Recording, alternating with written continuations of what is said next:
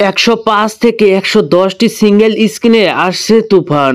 Cineplex, multiplex সব মিলিয়ে সংখ্যা দাঁড়াতে পারে 120টির উপরে।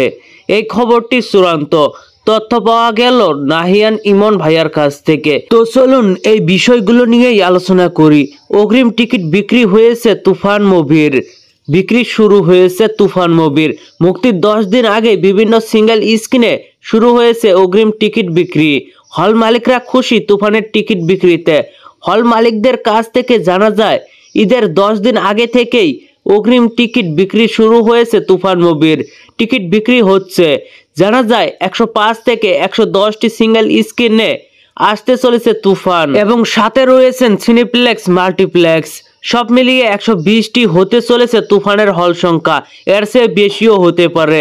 তুফান মুভির 2টি গান এবং টিজার প্রকাশের পর দর্শক মহলে ব্যাপক আলোচনা সৃষ্টি হয়েছে। দুই বাংলা জুড়ে তুফানের একটা পজিটিভ ভাইব মিলেছে। শুধু দুই বাংলায় না, পুরো বিশ্বের বাংলা ভাষার দর্শকদের আকর্ষিত করেছে তুফানের কন্টেন্টগুলো। খুব শীঘ্রই প্রকাশ পেতে পারে তুফানের রোমান্টিক গান। নেওয়া হচ্ছে প্রস্তুতি। তুফান নিয়ে যেমন তুফান টিম আশাবাদী, ঠিক তেমন আশাবাদী হল মালিকরাও। তুফান শুধু বাংলাদেশে ঈদুল আজহায় মুক্তি পাবে এবং 28 জুন ইন্টারন্যাশনালি রিলিজ হবে বলে জানা গেছে।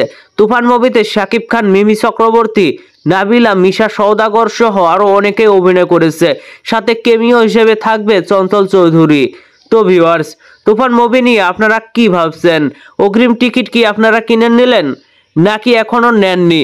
অবশ্যই সেটাও নিচের কমেন্ট বক্সে জানাতে ভুলবেন না।